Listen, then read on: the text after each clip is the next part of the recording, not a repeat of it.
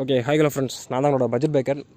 நம்ம சேனலில் பார்த்தீங்கன்னா வீடியோ போட்டு ரொம்ப நாள் ஆகுது. அதுவும் பைக்கோட வீடியோ போட்டு கிட்டத்தட்ட ஒரு 2 மாதம் இருக்குன்னு சொல்லி நினைக்கிறேன்.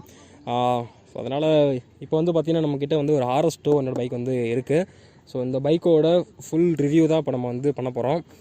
பைக்கை வந்து நான் வந்து ஓட்டி பார்த்துட்டேன். ஸோ அதோட என்கிட்ட வந்து ஆக்ஷன் கேமரா இல்லாதனால மொபைல்லையும் தென் கேமராலையும் அப்பப்போ எடுத்த ஃபுட்டேஜஸ் வச்சு நான் வந்து ஏதோ பண்ணியிருக்கேன். ஸோ அதெல்லாம் பார்த்துட்டு தான் நீங்கள் வந்து இப்போ இது உள்ளே வந்திருப்பீங்கன்னு நினைக்கிறேன்.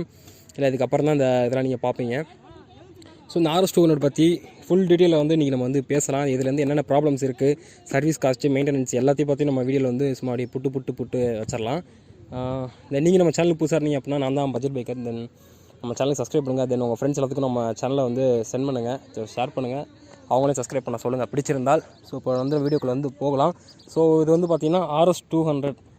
ஸோ எனக்கு நினைவு தெரிஞ்ச நாள்லேருந்து பார்த்திங்கன்னா இந்த பைக் வந்து 2015 மிட்டு இல்லாட்டி எண்டில் வந்து லான்ச் ஆச்சுன்னு நினைக்கிறேன். ஸோ அப்போ லான்ச் ஆகிறப்போ இந்த பைக் வந்து BS3 நாமினேஷனில் வந்து லான்ச் ஆச்சு. லான்ச் ஆகிறப்போ பார்த்தீங்கன்னா இந்த பைக்கில் வந்து ABS ஃபெசிலிட்டி பார்த்தீங்கன்னா சிங்கிள் சேனல் வந்து வந்துச்சு. 2016 பார்த்தீங்கன்னா BS4 அப்டேட் கொடுக்குறப்ப இந்த பைக் பார்த்தீங்க அப்படின்னா டியூவல் சேனல் ABS அப்டேட் வந்து பைக்கில் கொடுத்தாங்க. சிங்கிள் சேனலோட டியூவல் சேனல் பார்த்தீங்கன்னா ஒரு 8,000 9,000 அதிகமாக இருந்துச்சு. இப்போ பார்த்தீங்கன்னா நிறைய பைக்ஸில் வந்து டியூவல் சேனல் ABS தான் வந்துச்சு. பட் இப்போ அதாவது 2016 இந்த பைக்கில் வந்து டியூவல் சேனல் ABS வந்து கொடுத்துருக்காங்க.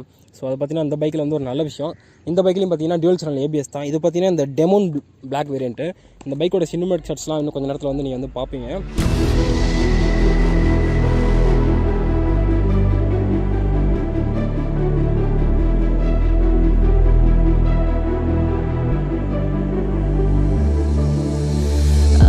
Watching you with dark eyes every night, counting up your sins. I keep a list and checking it twice. I know where you've been. Demon black.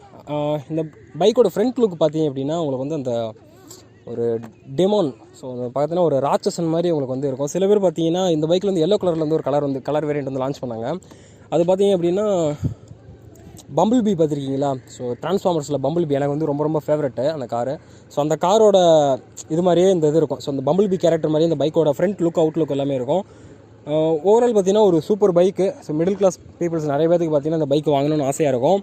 So எனக்கும் அதே மாதிரி தான் இந்த பைக் வாங்கணும்னு ஒரு ஆசை இருக்குது. தென் இந்த பைக்கோட டேங்க் கெப்பாசிட்டி பார்த்தீங்கன்னா 11 லிட்டர் ஃபியூல் டேங்க். இது உங்களுக்கு வந்து பார்த்தீங்கன்னா இந்த பைக்கோட ஆவரேஜ் மைலேஜ் வந்து பார்த்தீங்கன்னா 35 வரும். நீங்கள் மெதுவாக ஓட்டினீங்க, ஓகே விரட்டலை, ரெட் லைன் கிராஸ் பண்ணல அப்படின்னா உங்களுக்கு வந்து ஒரு 37 38 வரும். சில பேருக்கு வந்து 40 கிடச்சிருக்கு. பட் இந்த பைக் பார்த்தீங்கன்னா 35லேருந்து 37 மைலேஜ் வந்து வரும். தென் பிரேக்ஸை பற்றி சொல்லணும்னு பார்த்தீங்க அப்படின்னா ஃப்ரண்ட் பிரேக் பார்த்தீங்கன்னா உங்களுக்கு வந்து 300 mm டிஸ்க் கொடுத்துருக்காங்க.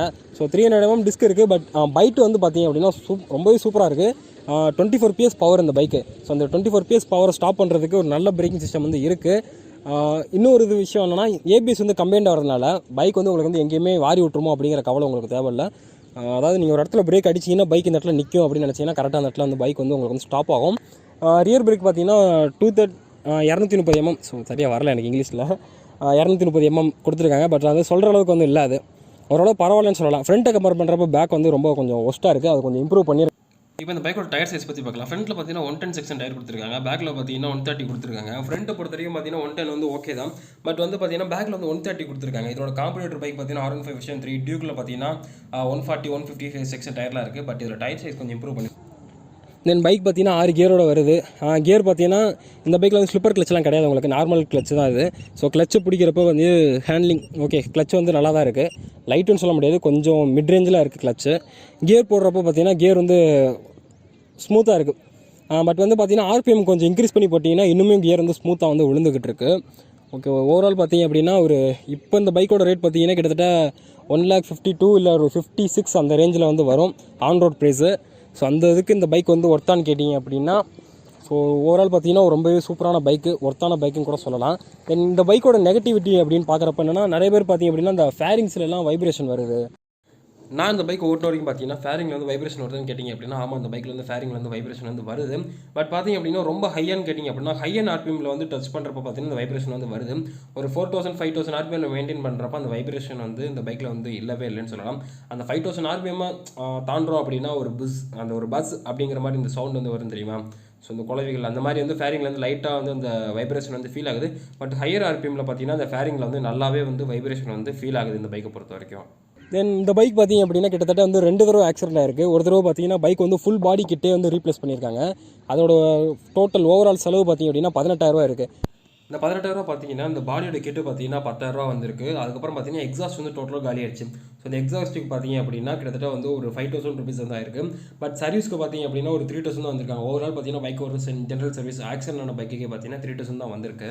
இந்த பைக்கோட ஸ்பெஷாலிட்டின்னு பார்த்தீங்கன்னா ஃப்ரண்ட்டில் பார்த்தீங்க அப்படின்னா 2 ப்ரொஜெக்டர் கொடுத்துருக்காங்க.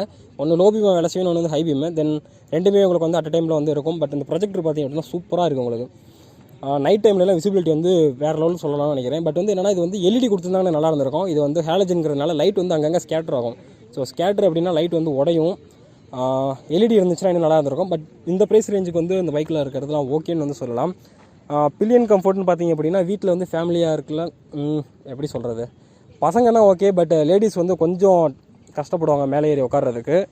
இந்த பைக்கில் வந்து ப்ராக்டிக்கல் சாரி கார்டு கூட கிடையாது. ஸோ வீட்டில் இருக்க லேடிஸ்லாம் கூட்டு போனோம் அப்படின்னா கொஞ்சம் சிரமம் தான் இந்த பைக்கை பொறுத்த வரைக்கும்.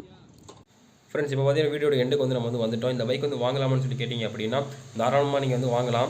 ஏன்னா இந்த பைக்கில் பார்த்தீங்கன்னா ரியர் பிரேக் வந்து அந்தளவுக்கு வந்து ஒரு பைட் வந்து கிடையாது. தென் டயர் சைஸ் கொஞ்சம் இன்க்ரீஸ் பண்ணியிருக்கலாம். பட் ஓவரால் அவங்க வந்து காஸ்ட் கட்டிங்காக தான் இதெல்லாம் பண்ணிகிட்டு இருக்காங்க.